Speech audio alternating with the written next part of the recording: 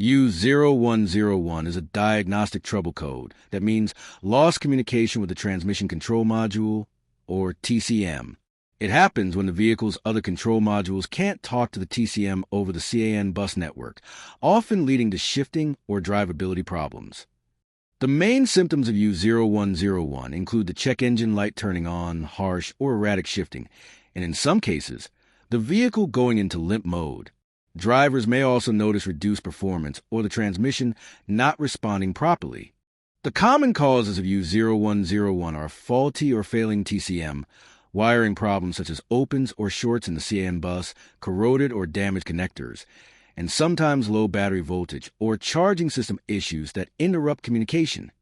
To fix U0101, start by checking the battery and charging system, then inspect wiring and connectors to the TCM for corrosion or damage. If power and wiring are good, the TCM may need to be tested, replaced, or reprogrammed to restore proper communication.